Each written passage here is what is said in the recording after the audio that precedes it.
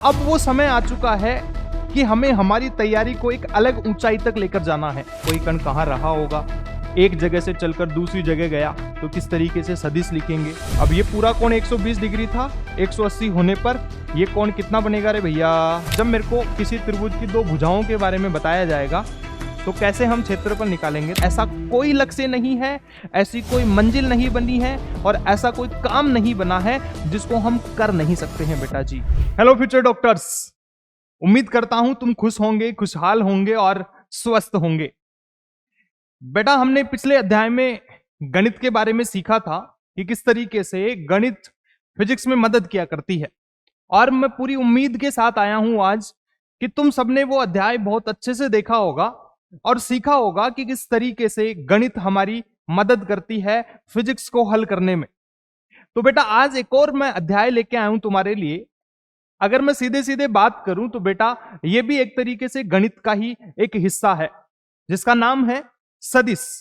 बेटा ये चैप्टर जो है हमारे लिए ये भी बहुत ही महत्वपूर्ण अध्याय है, क्योंकि ऐसा कोई चैप्टर नहीं है, ऐसा कोई लेक्चर नहीं है, ऐसा कोई अध्याय नहीं है फिजिक्स में जिसको हम बिना सदिश के पढ़ सकें। और सदिश तो इतना खूबसूरत है बेटा कि हम बहुत सारे सवाल वो जिस भी कॉन्सेप्ट से आए होंगे, जिस भी अध्याय से आए होंगे, उसको बिना जाने हम सिर्फ सदिश के बल पर उन सवालों को लगा सकते हैं। अगर तुम्हें सदिश के बारे में ज्ञान है तो हम सवाल बहुत अच्छे से कर सकते हैं, और बहुत सारे सवाल होते हैं जो सदिशों पर आधारित होते हैं। तो सीधे सीधे अगर बात की जाए बेटा जी, तो सदिश नाम का ये जो अध्याय है हमारे लिए ये भी बहुत ही महत्वपूर्ण होने वाला है इस माइंड मैप की एक कड़ी में। तो इसको आज हम बहुत ही अच्छे से पढ़ेंगे, बहुत ही अच्छे से सीखेंगे कि किस तरीके से हम फिजिक्स को और मजबूत कर सकते हैं और किस तरीके से हमारे नंबरों को और इंप्रूव कर सकते हैं। देखिए बेटा, अब अगर ले दे के बात करें तो हमारे सामने सिर्फ और सिर्फ 7 महीने बचे हैं, 7 से 8 महीने बचे हैं एग्जाम को लेके।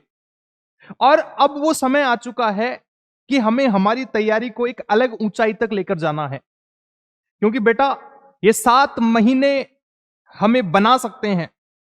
हम वो बन सकते हैं इन 7 महीनों में जो हमने सोचा भी नहीं है। और हमने एक जब तैयारी शुरू करी थी तो बहुत बड़ा सपना, हमारे घर वालों ने हमारे लिए बहुत बड़ा सपना पाला था कि हमारा बेटा डॉक्टर बनेगा और देश की सेवा करेगा। और हम भी इसी सपने, इसी जोश, इसी जज्बे और इसी जुनून के साथ नीट की तैयारी करने आए थे कि हम भी एक डॉक्टर बनेंगे एक दिन और देश की सेवा करेंगे, देश सेवा में अपना जीवन लगा देंगे। तो बेटा जी अब सिर्फ 7 महीने बच गए हैं, तो लग जाइए पूरे जोश के साथ, पूरे जुनून के साथ, और नीट नाम के इस तूफान को उखाड़ फेंकिए। अपने आप को इतना काबिल बनाइए, अपने आप को इतना ताकतवर बनाइए कि ये जो नीट नाम का जो तूफान है ये तुम्हारे सामने निष्क्रिय हो जाए और तुम डॉक्टर बन जाओ और अपने सपनों को पूरा करो। तो बेटा जी इसी कड़ी में हम आज शुरू करते हैं ये सदिश नाम का एक और अध्याय जो कि हमारे लिए बहुत महत्वपूर्ण होने वाला है।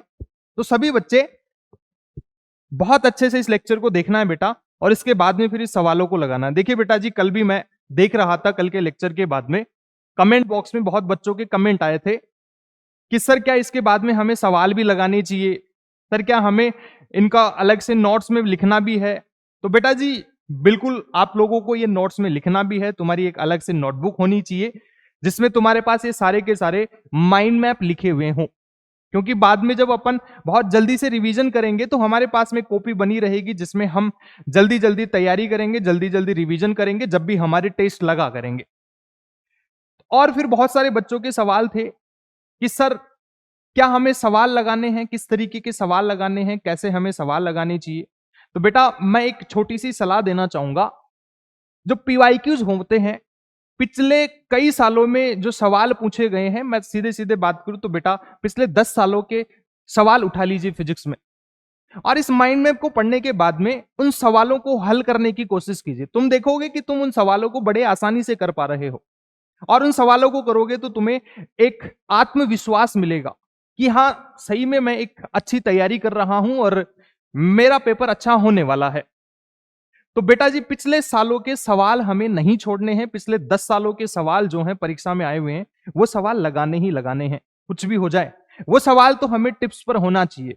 हमें कोई कभी भी पूछ ले कि बताइए उस साल में कौन सा सवाल पूछा गया था, तो तुम्हें बिल्कुल नींद में भी पता होना चाहिए कि हाँ उस समय वो सवाल आया था, इसका ये आंसर था, ये ऑप्शन 3 गलत थे, क्यों गलत थे, ये चौथा ऑप्शन सही था, ये क्यों सही था, ये सारे कारण हमें पता होने चाहिए।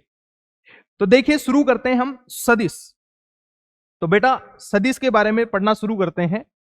बेसिकली हम भौतिक राशियों की बात करते हैं तो दिशा के आधार पर बेटा जी भौतिक राशियों के 2 प्रकार होते हैं जिनके बारे में हम अध्ययन करते हैं।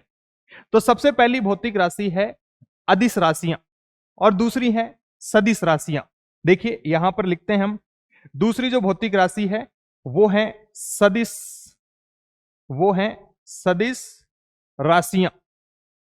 ध्यान से देखिएगा बेटा जी, समझते हैं इन दोनों के बारे में, अदिश राशियां और सदिश राशियां क्या होती है। जैसा कि यहां पर लिखा है कि अदिश राशियां वो भौतिक राशियां होती है बेटा जी जिनको व्यक्त करने के लिए हमें सिर्फ और सिर्फ परिमाण की जरूरत पड़े, दिशा की जरूरत ना पड़े। बहुत सारी भौतिक राशियां ऐसी होती है जिनको व्यक्त करने के लिए, जिनका वर्णन करने के लिए, जिनको समझाने के लिए या जिनको समझने के लिए हमें दिशा की जरूरत नहीं होती है, सिर्फ परिमाण से हमारा काम हो जाता है। ऐसी भौतिक राशियों को बेटा जी हम अदिश राशियां कहते हैं। और हमारे सिलेबस में अगर बात करें तो कुछ उदाहरण मैं लेके आया हूं यहां पर, दूरी, कार्य, घनत्व, प्रतिरोध आदि, ये सभी राशियां अदिश भौतिक राशियां हैं बेटा जी, जिनको सिर्फ परिमाण की जरूरत होती है, इनको दिशा की जरूरत नहीं होती है। फिर दूसरे नंबर पर आती है सदिश राशियां। बेटा जी सदिश राशियों की अगर बात करें, जैसा कि यहां पर हमें दिशा की जरूरत नहीं थी, सिर्फ हमारा परिमाण से काम हो जाता था, लेकिन यहां पर ये वो भौतिक राशियां हैं जिनको प्रदर्शित करने के लिए, जिनको समझने के लिए, समझाने के लिए, वर्णन करने के लिए हमें परिमाण के साथ साथ दिशा की भी जरूरत पड़ती हो। बिना दिशा के सदिश राशियों को हम व्यक्त नहीं कर सकते हैं। तो बेटा जी ये वो राशियां जिनके लिए परिमाण और दिशा दोनों ही जरूरत पड़े, उनको हम सदिश राशियां कहते हैं। फिर बात करें, हमारे पास में यहां मैंने इंपॉर्टेंट लिख रखा है बेटा, और मैं तुम्हें बता देता हूं ये बहुत ही ज्यादा इंपॉर्टेंट है। यहां लिखा है सदिश योग का पालन करना अनिवार्य है। अगर कोई भौतिक राशि जिसके पास में दिशा है परंतु वो सदिश योग का पालन नहीं करता है, तो बेटा जी उसे अदिश राशि नहीं बोलेंगे, भले ही उसके पास में दिशा हो। इसका मतलब तो ये हुआ कि सर हमें तो ये देखना चाहिए कि सदिश योग का पालन होगा कि नहीं होगा। जी हां बेटा जी, अगर किसी भौतिक राशि के पास में दिशा है परंतु वो सदिश योग का पालन नहीं करता है, तो हम उसे सदिश राशियों में उनकी गणना नहीं करेंगे। इसका मतलब तो यह हुआ कि वो सभी भौतिक राशियां जिनके पास में दिशा होती है, जरूरी नहीं है वो सदिश राशियां हो। वो सभी भौतिक राशियां जिनके पास में दिशा होती है बेटा जी, जरूरी नहीं है वो सदिश राशियां हो, क्योंकि सदिश राशि होने के लिए अनिवार्य क्या है, दिशा तो होनी ही चाहिए। इसके साथ साथ ये सदिश योग का पालन भी करना चाहिए बेटा जी। अब कुछ उदाहरणों की बात करें तो विस्थापन है, वेग है, त्वरण है, बल है, बलागुण है, ये सभी वो भौतिक राशियां हैं जिनके पास में परिमाण व दिशा दोनों होती है और साथ के साथ ये सदिश योग का पालन भी करते हैं। क्लियर बात। और एक उदाहरण की बात करूं कि वो भौतिक राशि जिसके पास में दिशा है लेकिन वो सदिश योग का पालन नहीं करती है, तो वो है हमारी विद्युत धारा। बेटा जी यहां पर इसके बारे में अगर मैं देखूं तो देखिए, विद्युत धारा, विद्युत धारा दिशा होती है लेकिन सदिश योग का पालन नहीं होता है, सदिश योग का पालन नहीं करते हैं, सदिश योग का पालन नहीं करते हैं। यह ध्यान में रखना है बेटा जी। विद्युत धारा सदिश राशि नहीं होती है, क्यों? क्योंकि यह सदिश योग का पालन नहीं करती है, जबकि इसके पास में दिशा भी होती है। बहुत इंपॉर्टेंट है बेटा जी, पूछ लिया जाता है। आगे चलते हैं हम। सदिशों का प्रदर्शन, हम किस तरीके से सदिशों को प्रदर्शित करते हैं, वो कौन से चिन्ह होते हैं जिनसे हम इन सदिशों को प्रदर्शित करते हैं। तो सबसे पहले अपन बात करें बेटा जी, किसी भी सदिश को लिखने के लिए हमारे पास में एक तो उसका परिमाण होना चाहिए, दूसरा उसकी दिशा होनी चाहिए। अगर किसी सदिश के परिमाण और दिशा को गुणा कर दिया जाएगा तो हमें सदिश राशि मिलती है। और अगर मैं बात करूं, अगर मेरे को कोई तीर का निशान दिखे तो पहले इस तीर के निशान से ही हम सदिशों को लिखा करते थे और आज भी लिखते हैं। ये जो तीर का निशान है ये बेटा हमें सदिश राशि के बारे में ही बताता है कि इसका ये जो सिर वाला भाग जिसको हम हेड बोलते हैं, ये किसी भी भौतिक राशि की दिशा के बारे में बताता है जो कि सदिश राशि है। और इसकी जो लंबाई है वो हमें बताती है इसके परिमाण के बारे में।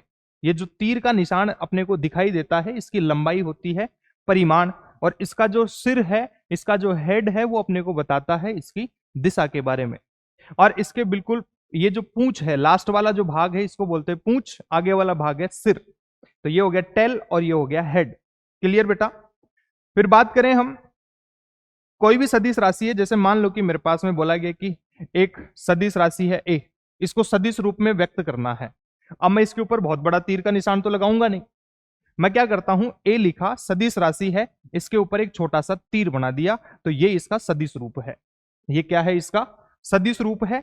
और इसके परिमाण की अगर बात करूं तो इसको अगर मैं इस तरीके से बंद कर दूं तो ये इसका परिमाण है, ये इसका परिमाण है।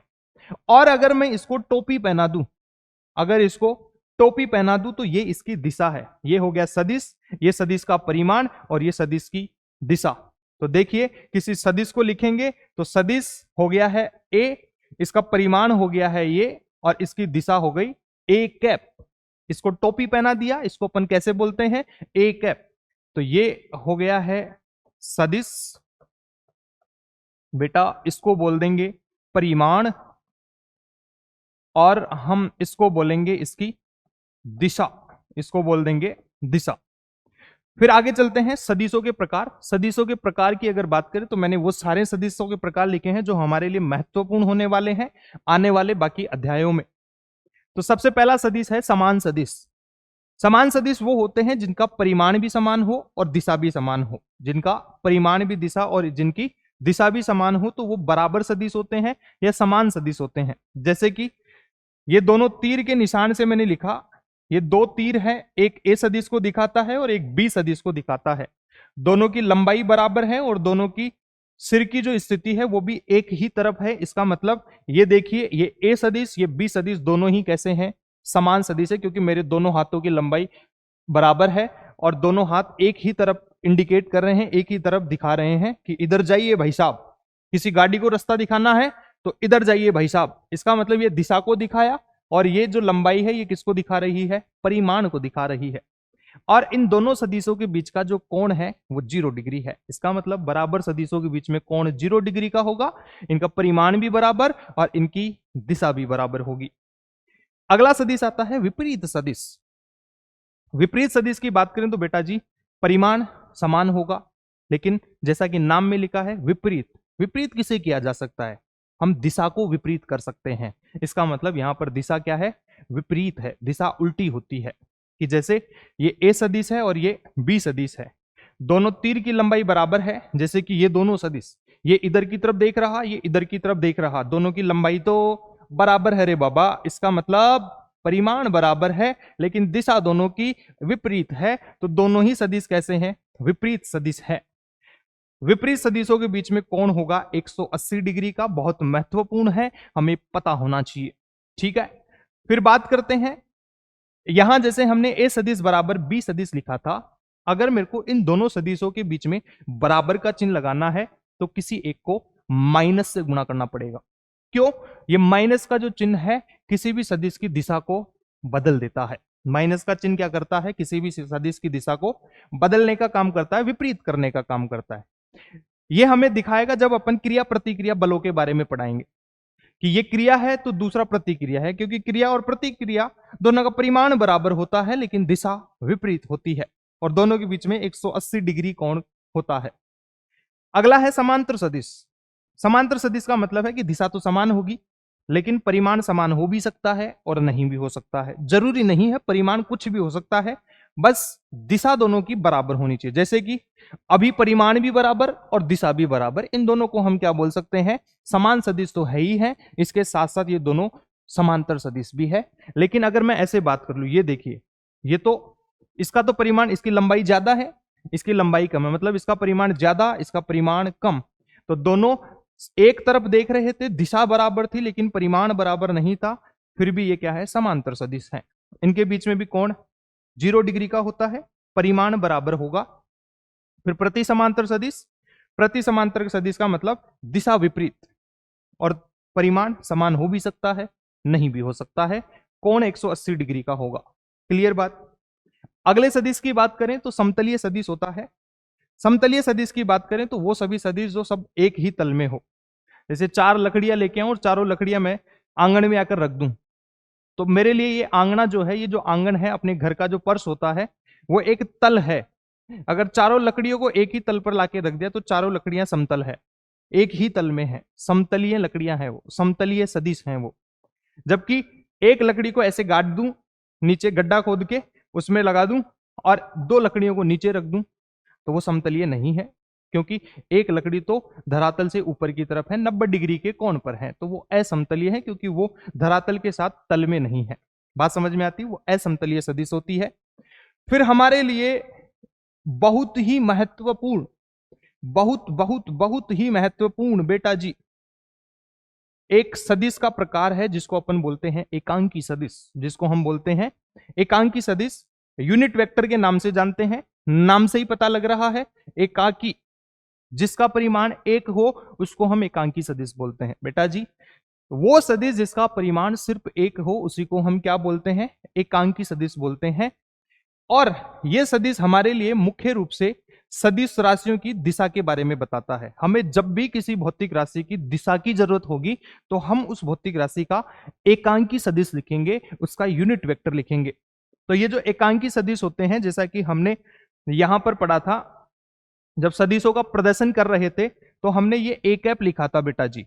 ये जो ए कैप है एक्चुअली में ये एकांक सदिश है। एक्चुअली में क्या है, एकांक सदिश। क्यों? क्योंकि हमें ये इस ए वेक्टर की दिशा के बारे में बता रहा है, ये हमें इस ए वेक्टर की दिशा के बारे में इंफॉर्मेशन देता है। बहुत बढ़िया। तो अब वापस चलते हैं हम इस एकांकी सदिश के ऊपर। तो ये था हमारे पास में बेटा जी एकांकी सदिश, तो इसका परिमाण तो 1 हो गया। और अब एकांकी सदिश की बात करें तो हम किस तरीके से इस एकांकी सदिश को लिखेंगे, इसका फॉर्मूला क्या हो जाएगा, किस तरीके से निकालेंगे, ध्यान से सुनिएगा।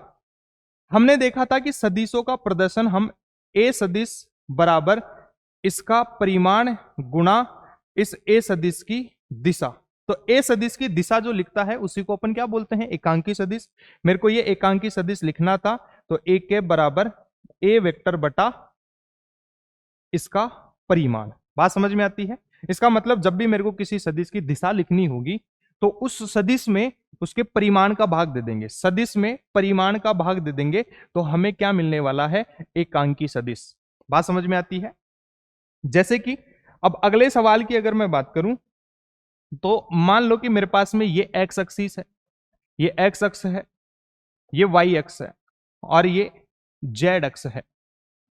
मान लो कि कोई कण यहां से चलना शुरू करता है और वो एक्स अक्ष पर चल रहा है, यहां से चल के इधर की तरफ गया बेटा। अगर वो किधर गया, यहां पर किधर जा रहा है, वो एक्स अक्ष की तरफ। तो एक्स अक्ष की तरफ जितना भी चल, मान लो कि 2 मीटर चला, तो मैं इसको दिखाऊं कि किधर गया ये, एक्स अक्ष की तरफ। तो इसका सदिश लिखो। सदिश के लिए मेरे को किस बात की जरूरत पड़ती है, एक तो परिमाण और दूसरा दिशा। तो मैं लिखूंगा परिमाण तो 2 है और एक्स अक्ष की तरफ गया, तो एक्स अक्ष की तरफ एकांकी सदिश क्या है, आई कैप। एक्स अक्ष की तरफ एकांकी सदिश आई कैप। तो एक्स अक्ष की तरफ परिमाण 2 और एकांकी सदिश आई कैप। तो ये हो गया एक्स अक्ष की तरफ हमारे पास में सदिश। ये जो आदमी चला इसके विस्थापन को मैंने सदिश रूप में लिखा।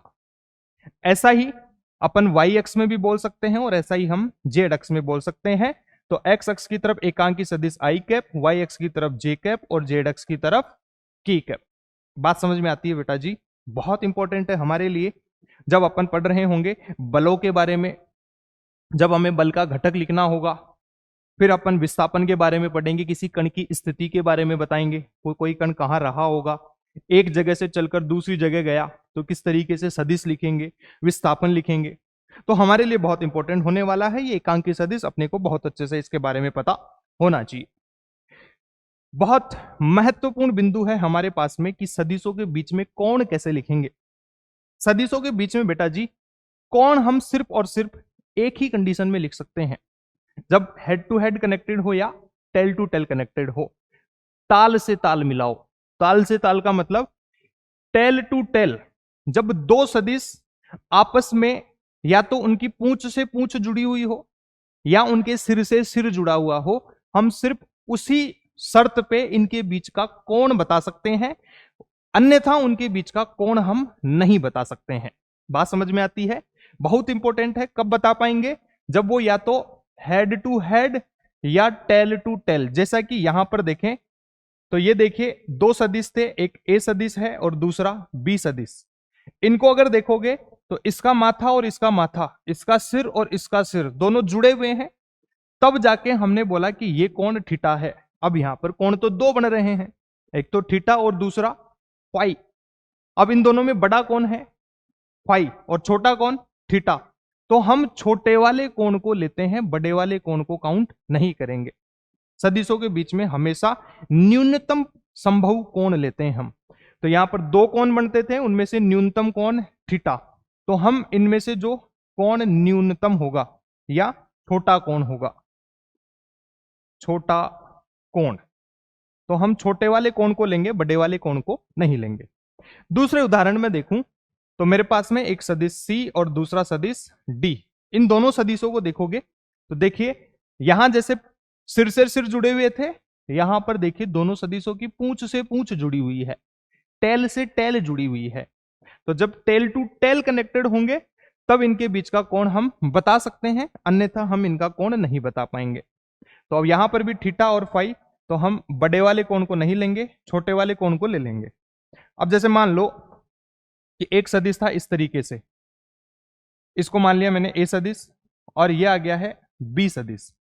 यहां अगर तुम बोल दो कि सर ये कोण थीटा है इनके बीच में, तो तुम गलत हो, एकदम से गलत हो, क्योंकि यहां पर इसका तो सिर और इसकी पूंछ जुड़ी हुई है, इसका एक का सिर और दूसरे का पूंछ जुड़ा हुआ है। तो जब सिर और पूंछ जुड़े हुए होते हैं तो उनके बीच का कोण नहीं बता पाएंगे, पाप लगेगा अगर ऐसा करोगे तो। हम उनके बीच में कोण नहीं बताएंगे। बात समझ में आती है? तो कोण कैसे बताएंगे, इसको समझने के लिए अगले बिंदु को समझिए कि जब दो सदिश आपस में जुड़े हुए हों लेकिन उनका एक का सिर दूसरे के पूंछ से जुड़ा हुआ हो, तो हम कोण कैसे बताएं, किस तरीके से कोण बताएंगे? ध्यान से सुनिए। सदिशों का समांतर विस्थापन किया जा सकता है बेटा जी। हम किसी भी सदिश को, जैसे ये सदिश था, इसको उठा के मैं यहां लेके आ गया, इसमें कोई परिवर्तन नहीं हुआ। ये सदिश जैसा यहां पर था वैसा ही यहां पर है। इसका मतलब सदिशों को समांतर विस्थापित किया जा सकता है। इसको मैं यहां से उठाकर यहां लेकर आ सकता हूं, यहां लेके जा सकता हूं, यहां लेके जा सकता हूं, इसमें कोई बदलाव नहीं आएगा। समांतर विस्थापन किया जा सकता है। जैसे इस उदाहरण को हम समझने की कोशिश करते हैं कि मान लो कि मेरे पास में एक सदिश दिया हुआ था बेटा जी कुछ इस तरीके से, ये बात क्लियर है, और एक सदिश अपने को दिया गया कुछ इस तरीके से ये।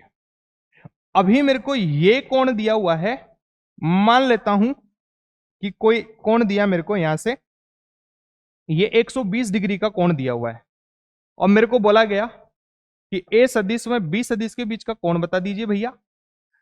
तो अगर तुम यहां से 120 डिग्री का आंसर देते हो तो तुम्हें पाप लगने के चांसेस पूरे पूरे हैं। यहां से तो पाप लगेंगे। अगर तुमने बोल दिया कि ए सदिश और बी सदिश के बीच में कोण 120 डिग्री का है तो तुरंत पाप लगेगा। अब इस पाप से निपटारा कैसे किया जाए? तो हमें पता था कि सदिशों को कैसे जोड़ दें, हेड टू हेड। इनके सिर से सिर जोड़ दो या इनकी पूंछ से पूंछ जोड़ दो और फिर जो भी कोण आए वो आंसर दे दो। तो अब कैसे जोड़ दें? तो हमने देखा कि सदिशों को समांतर विस्थापन तो किया ही जा सकता है ना बाबा। तो इसको उठा लीजिए यहां से, इस ए सदिश को उठा के थोड़ा आगे ले जाओ, इसको उठा के मैं यहां लिया, या ये लो, ये आ गया ए सदिश। अब ये सदिश यहां से जगह छोड़ के यहां पहुंच चुका है, इसको हटा दो। अब ये पूरा कोण 120 डिग्री था, 180 होने पर ये कोण कितना बनेगा रे भैया? 60 डिग्री। कितना बनेगा? 60 डिग्री।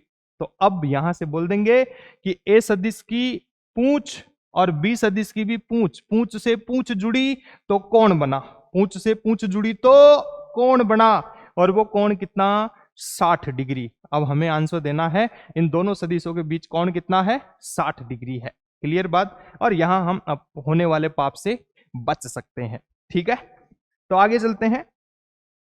कैसे हम सदिशों का योग करेंगे? जैसे कि हमने पहली स्लाइड में देखा था कि दिशा होने पर भी जरूरी नहीं है कोई सदिश या कोई भौतिक राशि सदिश राशि हो।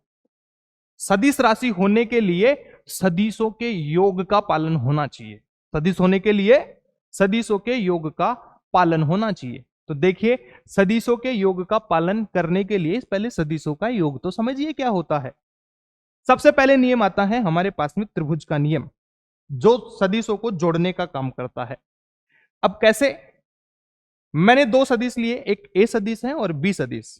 जब दो सदिश आपस में एक ही क्रम में जुड़े हुए हों, एक ही क्रम का मतलब ये ए सदिश फिर यहीं से बी सदिश शुरू हुआ, तो इस त्रिभुज को पूरा करने वाली ये तीसरी भुजा है, इन दोनों का योग बताएगी। ध्यान से सुनिए, ए सदिश शुरू हुआ, इसी क्रम में बी सदिश चला, तो उल्टे क्रम में, उल्टे क्रम में, उल्टे क्रम का मतलब सीधा क्रम तो था, टेल से पूंछ से सिर, पूंछ से सिर, लेकिन यहां देखोगे तो सिर से सिर जुड़ गए हैं भैया, हेड शॉट। यहां पर तो सिर से सिर जुड़ा है, तो ये क्रम उल्टा हो चुका है कि हम पूंछ से सिर, पूंछ से सिर, लेकिन यहां तो पूंछ से पूंछ, सिर से सिर मिल गए हैं, तो ये उल्टा क्रम हो गया है।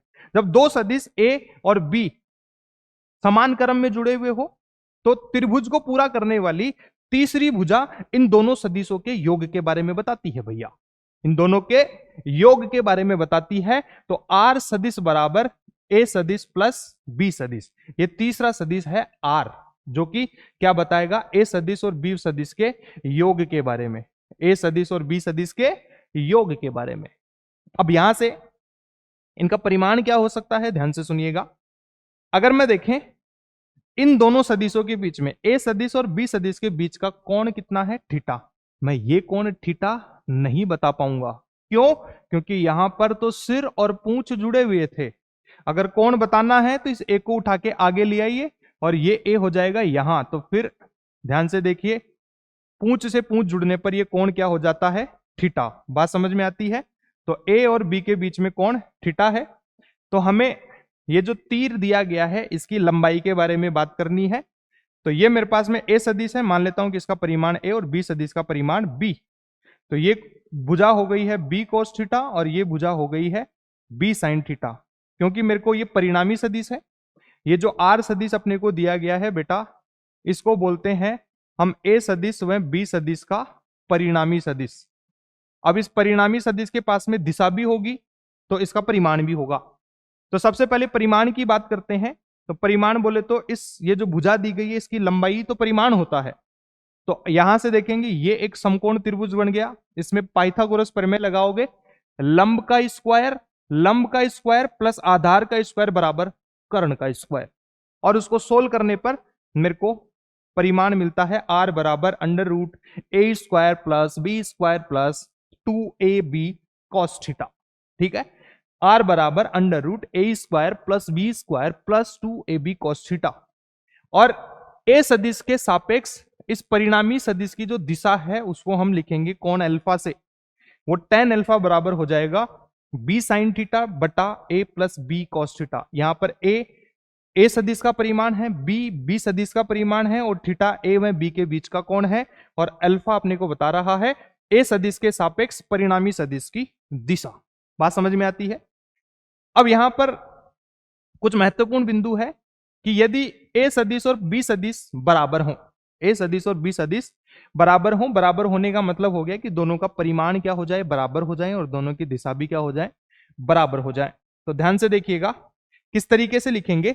यहां पर मैं इनके परिमाण की बात करता हूं कि यदि ए सदिश और बी सदिश का परिमाण बराबर हो जाए, जो कि बराबर हो जाए, कोई कुछ भी मान लेते हैं, कि ए सदिश और बी सदिश का परिमाण मान लो कि ए के बराबर है, तो ये जो परिणामी है ये बनेगा अपने पास में 2a cos थीटा बटा 2, 2a cos थीटा बटा 2, और ये जो अल्फा है ये आ जाएगा किसके बराबर, थीटा बटा 2 के बराबर। ठीक है, जब दोनों सदिशों का परिमाण क्या हो जाए, बराबर। ये याद रखना है बेटा, बहुत इंपॉर्टेंट है, हमारे काम आएगा काम आएगा काम आएगा, तुम्हें याद रखने का है।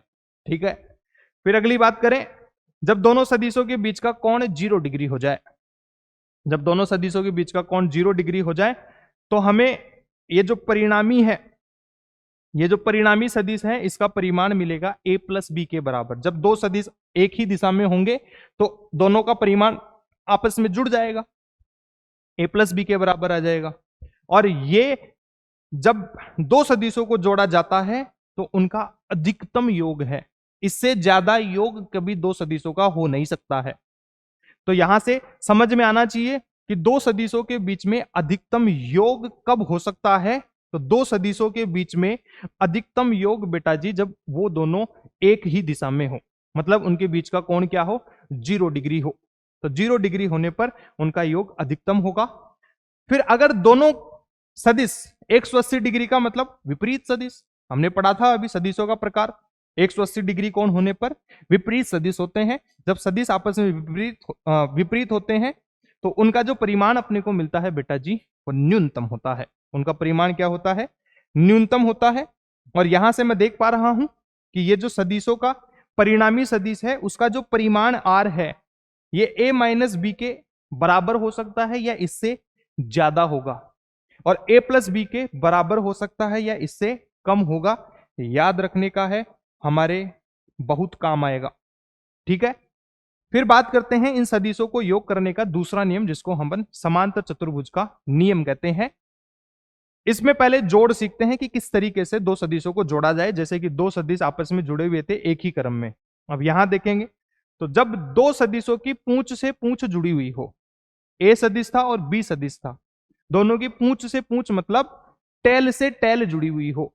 देखिए यहां से ये सदिश की पूंछ और ये सदिश की पूंछ, ए सदिश बी सदिश।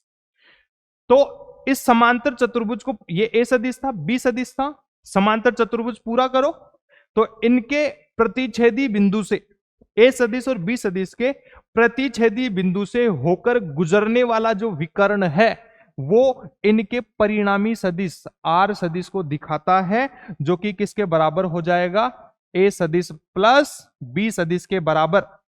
और फिर वही सारी चीजें जैसा कि त्रिभुज में था बिल्कुल एग्जैक्टली सारी की सारी चीजें बेटा सेम ही रहेगी। परिणामी सदिश का परिमाण √a² plus b² plus 2ab cos theta.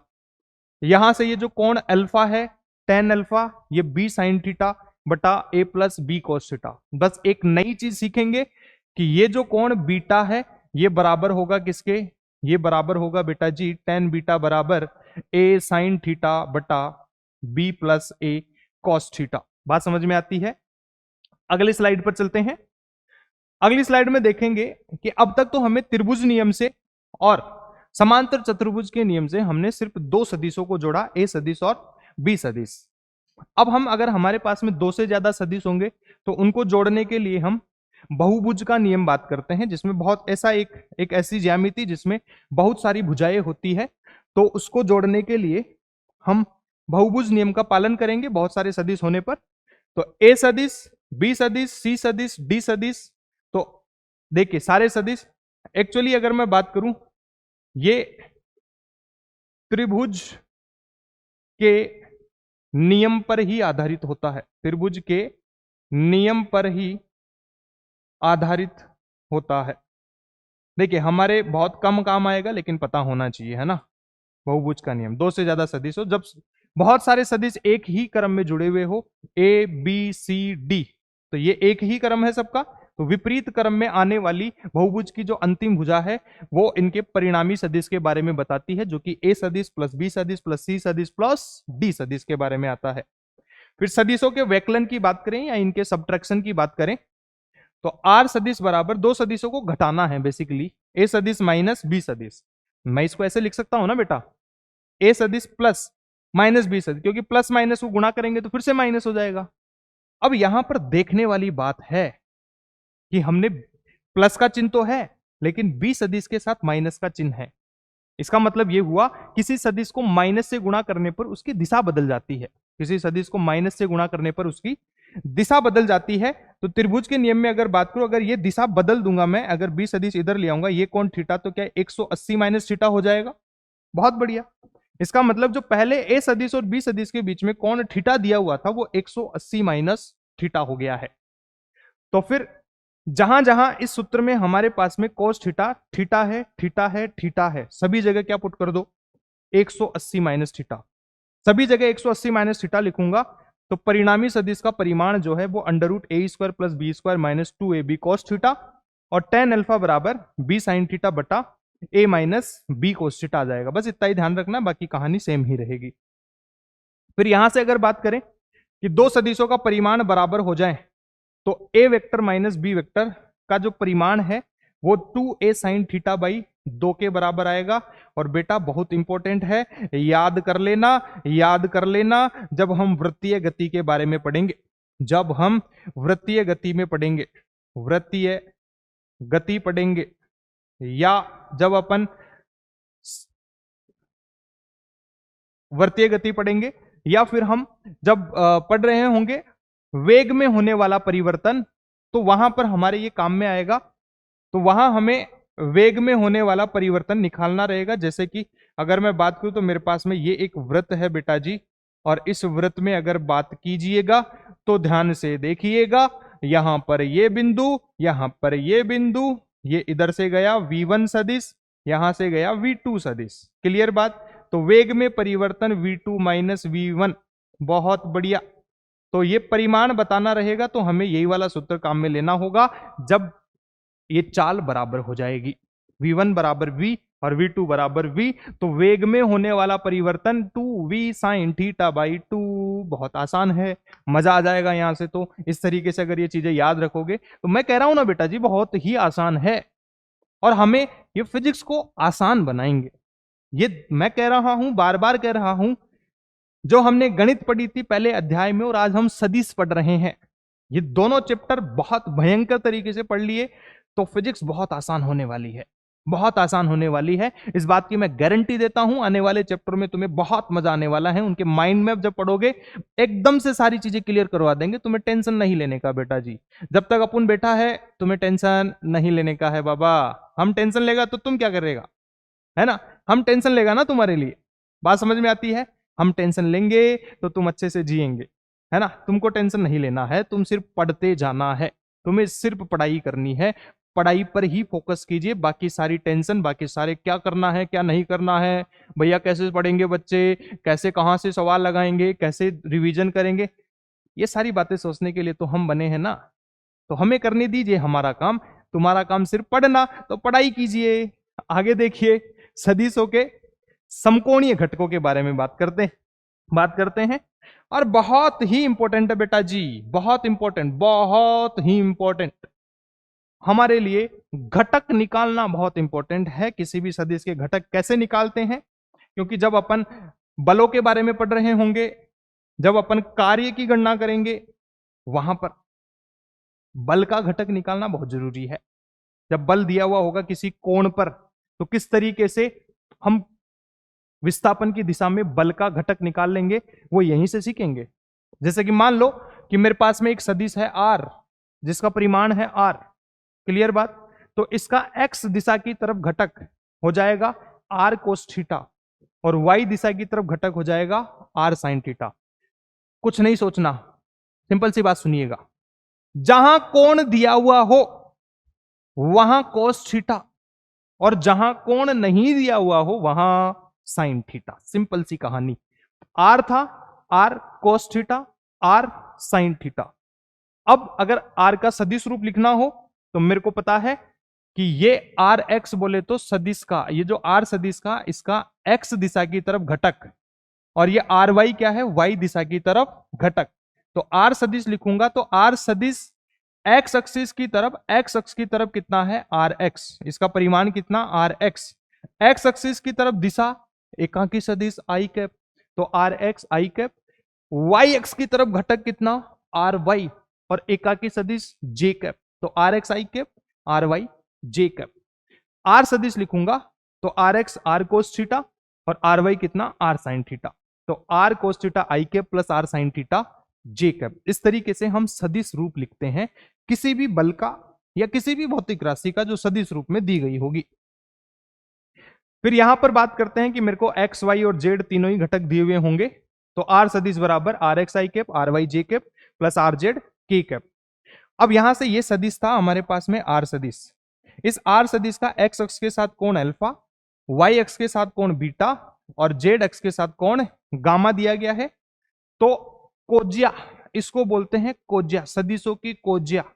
Cos alpha बराबर देखोगे तो आर एक्स एक्स दिशा की तरफ घटक बटा आर सदिश का परिमाण, कॉस बीटा आर सदिश का वाई दिशा की तरफ घटक बटा आर सदिश का परिमाण, कॉस गामा बराबर आर सदिश का जेड दिशा की तरफ घटक बटा आर सदिश का परिमाण। बात क्लियर।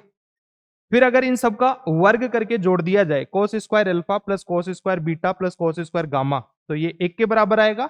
और यदि sine square alpha plus sine square beta plus sine square gamma करेंगे तो ये 2 के बराबर आएगा। पता होना चाहिए हमें, इंपॉर्टेंट है, पूछा जा सकता है।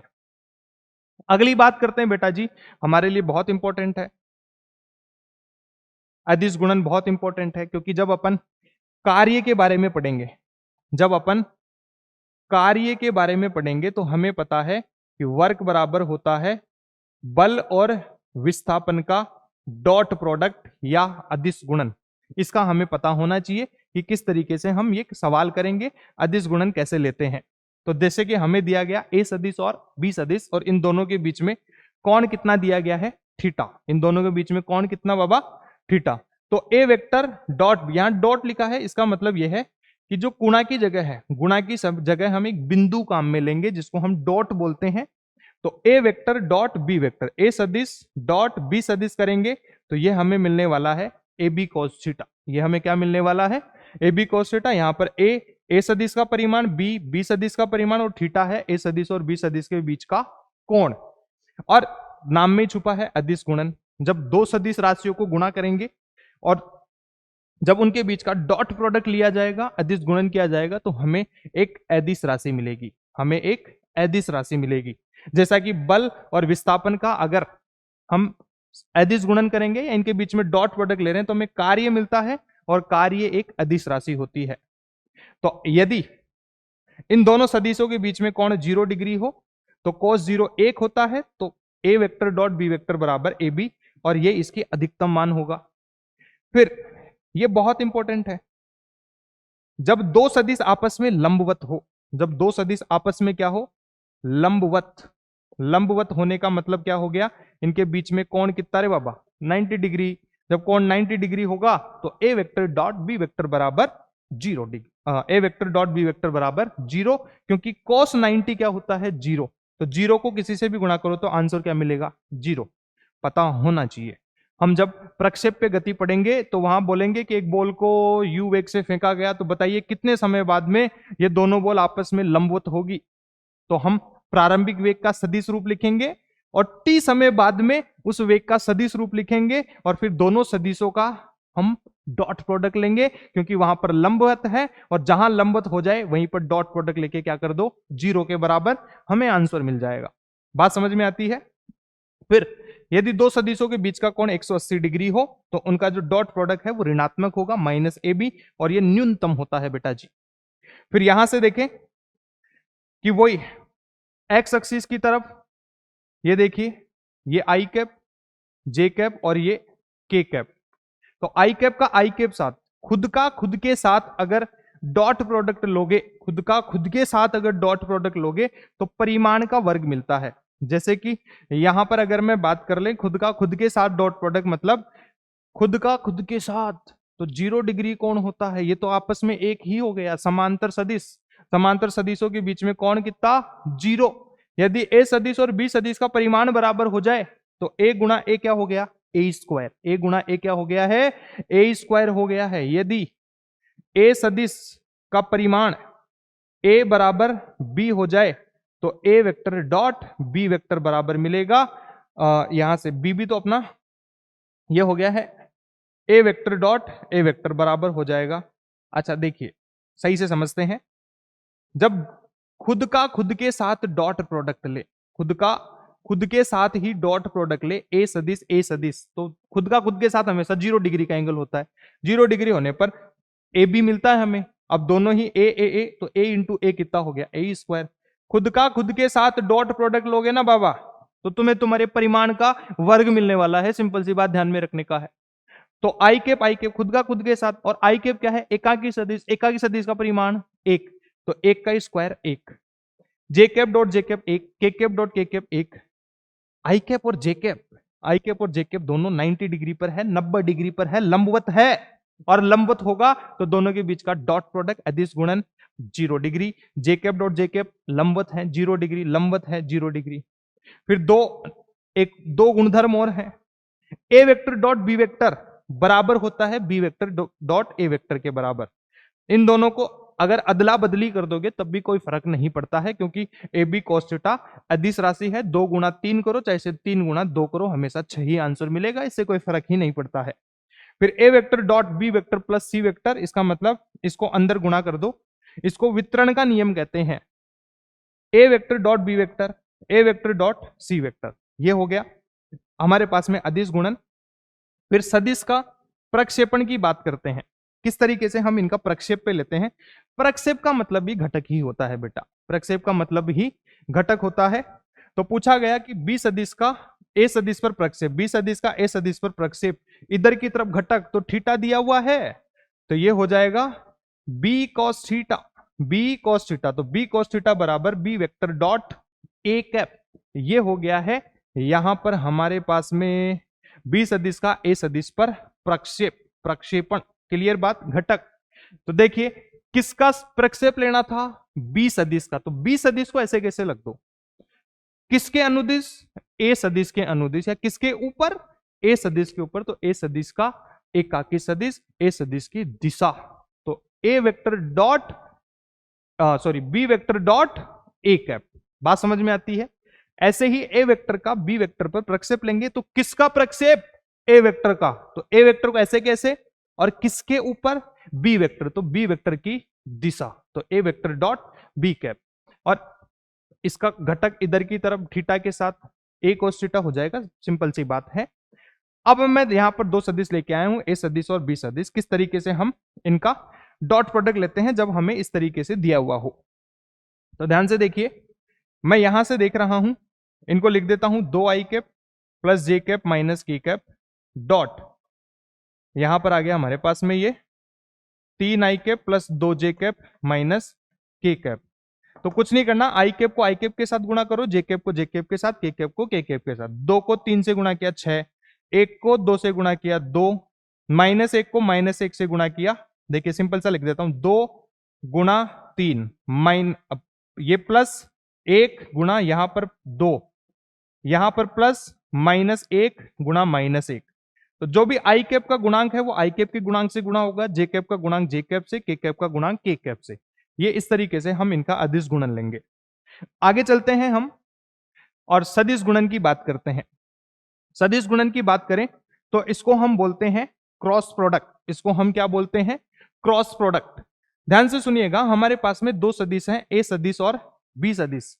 इनके बीच में अगर हम क्रॉस प्रोडक्ट लेंगे तो हमारे को मिलेगा सी सदिश बराबर ए सदिश क्रॉस बी सदिश। ध्यान से सुनिएगा, जब 2 सदिशों का सदिश गुणन किया जाता है तो हमें एक सदिश राशि मिलती है, जबकि अदिश राशि में क्या मिला था, एक अदिश राशि मिला था। अदिश गुणन में अदिश राशि, डॉट प्रोडक्ट में अदिश राशि, और क्रॉस प्रोडक्ट में सदिश राशि। ये काम में आएगा जब अपन घूर्णन गति पढ़ेंगे बेटा, और वहां पर हम बलाघूर्ण निकाल रहे होंगे, हम ताऊ निकाल रहे होंगे, टॉर्क पढ़ रहे होंगे। जब ये ताऊ की गणना करेंगे कि ताऊ क्या होता है, तो ताऊ के लिए हमें सदिश गुणन करना पड़ेगा। तो ध्यान से सुनिएगा, ए और बी का हमने क्रॉस प्रोडक्ट लेना है, वो सी सदिश के बराबर है। और ये सी सदिश की बात करें तो ये हो जाएगा A B sine theta N cap, A B sine theta N cap. N cap क्यों काम में लिया, क्योंकि हमें सदिश राशि मिलती है और अभी हमें दिशा के बारे में पता नहीं है, तो हम कोई भी दिशा रख लेते हैं, मान लिया N cap. A B sine theta इस सी सदिश का परिमाण है और एन कैप इसकी दिशा है। इसकी दिशा लिखते हैं हम दाएं हाथ के अंगूठे के नियम से, दाएं हाथ के अंगूठे के नियम से। देखिए कैसे, ए सदिश से बी सदिश की तरफ जा रहे हैं, तो अपनी अंगुलियों को ले जाओ ए सदिश पर, अपने हाथ को फैला दो ऐसे ए सदिश की तरफ, अंगुलियों को घुमाओ बी सदिश की तरफ, अंगूठा किधर की तरफ आया, बाहर की तरफ, तो ये अंगूठा है सी सदिश, ये अंगूठा किसको दिखा रहा है, सी सदिश को। बात समझ में आती है?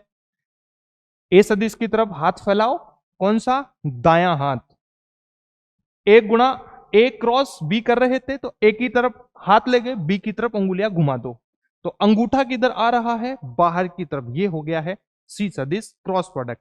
इसका मतलब ये तो इसके साथ लंबवत है, ए के साथ भी लंबवत, बी के साथ भी लंबवत, तो जब भी सी सदिश निकाला जाएगा ए सदिश और बी सदिश के सदिश गुणन से, तो ये सी लंबवत होगा ए के साथ और सी लंबवत होगा बी के साथ। बात समझ में आती है? फिर एक जैसे हम अदिश गुणन में ए डॉट बी बराबर बी डॉट ए बोलते थे, वैसा यहां पर नहीं होता है। क्यों नहीं होता है इसको समझते हैं। ए सदिश क्रॉस बी वेक्टर है, ये बराबर नहीं होगा बी सदिश ए के, क्योंकि ए सदिश बाहर की तरफ आ रहा है ए सदिश से बी सदिश की तरफ, लेकिन बी सदिश से ए सदिश करूंगा तो दिशा कहां गई, अंदर की तरफ। बेटा ए सदिश क्रॉस बी सदिश बाहर की तरफ है, तो बी सदिश क्रॉस ए वेक्टर कहां है, अंदर की तरफ। दिशा विपरीत, दिशा विपरीत होते सदिश असमान, हम नहीं बोल सकते कि ये दोनों बराबर हैं, लेकिन इनका परिमाण बराबर हो सकता है, इनका परिमाण बराबर हो सकता है, लेकिन इनकी दिशाएं समान नहीं हो सकती, दिशाएं विपरीत हो जाती है, हम इन्हें विपरीत सदिश बोल सकते हैं। क्लियर बात? फिर वही बात यहां से देखेंगे, आई कैप क्रॉस आई कैप, जे कैप क्रॉस जे कैप, के कैप क्रॉस के कैप बराबर आ चुका है जीरो के बराबर, क्योंकि खुद का खुद के साथ कोण जीरो, क्योंकि खुद का खुद के साथ कोण 0 डिग्री है, और 0 डिग्री होने पर साइन 0 0 के बराबर, तो पूरा का पूरा उत्तर ही क्या हो जाएगा, 0 हो जाएगा। फिर यहां पर अपने को दिया गया है कि आई कैप क्रॉस जे कैप बराबर के कैप, जे कैप क्रॉस के कैप बराबर आई कैप, के कैप क्रॉस आई कैप बराबर जे कैप। इसको कैसे ध्यान रखेंगे, ध्यान से सुनिएगा। मैं यहां से एक्स अक्ष बना लेता हूं, ये वाई अक्ष है और ये जेड अक्ष है। इधर की तरफ बात करेंगे तो बेटा जी आई कैप, इधर जे कैप, इधर के कैप। ध्यान से देखिए, आई कैप क्रॉस जे कैप, हम चल रहे हैं घड़ी के उल्टी दिशा में, तो घड़ी के उल्टी दिशा में चलोगे आई कैप क्रॉस जे कैप, तो अगले वाला सदिश मिलेगा के कैप और धनात्मक मिलेगा। कैसा मिलेगा, धनात्मक। जे कैप क्रॉस के कैप, जे कैप क्रॉस के कैप घड़ी के उल्टी दिशा में चल रहे थे, आगे वाला सदिश कौन सा, आई कैप, कैसा मिलेगा, धनात्मक। फिर के कैप क्रॉस आई कैप घड़ी के विपरीत दिशा में चल रहे थे, आगे वाला सदिश कौन सा, जे कैप, कैसा मिलेगा, धनात्मक। बहुत बढ़िया। अब उल्टा चल रहे हैं, जे कैप क्रॉस आई कैप, जे कैप क्रॉस आई कैप घड़ी की दिशा में, जब घड़ी की दिशा में होंगे तो आगे वाला सदिश मिलेगा लेकिन ऋणात्मक मिलेगा। फिर यहां से देखिए अगला, के कैप क्रॉस, के कैप क्रॉस जे कैप घड़ी की दिशा में, आगे वाला सदिश आई कैप, कैसा, ऋणात्मक। फिर यहां से देखेंगे तो आई कैप क्रॉस के कैप घड़ी की दिशा में, आगे वाला सदिश जे कैप, कैसा, ऋणात्मक। बहुत बढ़िया। तो ये हो गया हमारे पास में सदिश गुणन, ये हो गया है सदिश गुणन। फिर बहुत महत्वपूर्ण अगर बात करें तो हमारे लिए काम की चीज है विस्थापन सदिश। विस्थापन सदिश हमें बताता है कि अगर एक बिंदु को उठाकर दूसरी जगह पर लेके जाते हैं तो उसका सदिश रूप में विस्थापन बताना होता है। जैसे कि यहां पर एक बिंदु है ए और यह है बिंदु बी, किसी कण को ए से बी तक ले जाना है। ए बिंदु के निर्देशांक x1 y1 z1 है और बी बिंदु के निर्देशांक x2 y2 z2 है। तो ये x अक्ष है, ये y अक्ष है, मूल बिंदु के सापेक्ष इसका स्थिति सदिश r सदिश है। स्थिति सदिश क्या है, r सदिश, और बी बिंदु का स्थिति सदिश r2 सदिश है। तो इनका जो विस्थापन सदिश है, ये वाली जो दूरी हो जाएगी डेल्टा r सदिश, ये बराबर है r2 सदिश माइनस r1 सदिश, r2 सदिश माइनस r1 सदिश। याद होना चाहिए, बहुत काम की चीज है, बहुत काम की चीज है। फिर दो महत्वपूर्ण रिजल्ट परिणाम है कि त्रिभुजों का क्षेत्रफल कैसे निकालते हैं। जब मेरे को किसी त्रिभुज की दो भुजाओं के बारे में बताया जाएगा तो कैसे हम क्षेत्रफल निकालेंगे, तो 1/2 ए वेक्टर क्रॉस बी वेक्टर, दो सदिश हैं अपने पास में जो दो भुजाओं के बारे में बताते हैं, उनका सदिश गुणन ले लो और उसका परिमाण, और उसको क्या कर दो, 2 से भाग दे दो, तो क्षेत्रफल आ जाएगा इसका परिमाण ए बी साइन थीटा बटा 2 भी होता है। समांतर चतुर्भुज, जब समांतर चतुर्भुज की हमें दो भुजाओं के बारे में बताया जाएगा तो ए बराबर ए सदिश क्रॉस बी सदिश, सीधे सीधे यही रखेंगे और ए बी साइन थीटा हो जाएगा। बात समझ में आती है। इसके अलावा वैसे लगभग हमारा ये चैप्टर कंप्लीट हो चुका है। अब अगर यहां से मैं दो महत्वपूर्ण चीजें और बताऊं तो उसको ध्यान में रखिएगा कि अवकलन की बात करता हूं कि सदिशों का अवकलन कैसे करते हैं। सदिशों का अवकलन कैसे करते हैं इस बात को ध्यान से सुनिएगा। जैसे मान लो कि ये ए वेक्टर डॉट बी वेक्टर है और इसका मेरे को अवकलन करना है। कोई भी राशि मान लो, चलो मैं टी मान लेता हूं, तो टी के सापेक्ष अवकलन कर रहा हूं तो सिंपल सी बात है, एक को बाहर रख लो और एक का इस तरीके से, प्लस अब बी को बाहर रख, ए को बाहर रख लो और बी का क्या कर दो, यहां से देख लो ऐसे A vector dot D B vector बटा डी टी, इस तरीके से हम इनका अवकलन कर देंगे। यदि क्रॉस प्रोडक्ट भी हो तब भी कोई समस्या नहीं है, A vector cross B vector बटा डी टी बराबर डी ए वेक्टर हो जाएगा, ए वेक्टर हो जाएगा, डी टी हो जाएगा और क्रॉस बी सदिश प्लस यहां से अगर मैं बात करूंगा तो ये आ जाएगा मेरे पास में ए सदिश क्रॉस डीबी सदिश बटा dt। इस तरीके से हम इनका अवकलन कर देंगे। एक और लास्ट चीज कि कैसे हम क्रॉस प्रोडक्ट लिखते हैं, ध्यान से सुनिएगा कि मान लो कि मेरे पास में दो सदिश हैं, ए सदिश बराबर आई कैप प्लस जे कैप और प्लस के कैप, बी सदिश बराबर मान लो कि दिया गया आई कैप माइनस जे कैप प्लस के कैप। हमें बोला गया कि ए सदिश का बी सदिश के साथ क्रॉस प्रोडक्ट ले लो, तो कैसे लेंगे, देखिए ए सदिश क्रॉस बी सदिश, कुछ नहीं करना, ऐसे दो लाइन खींच दो, यहां लिख दो आई कैप जे कैप के कैप, आई कैप जे कैप के कैप। पहले सदिश में आई कैप का गुणांक 1, जे कैप का गुणांक 1, इसका 1, इसका 1 माइनस 1 और 1। अब देखिए कैसे लेंगे, सिंपल सी कहानी है, यहां पर लिख दो प्लस, यहां लिख दो माइनस और यहां लिख दो प्लस।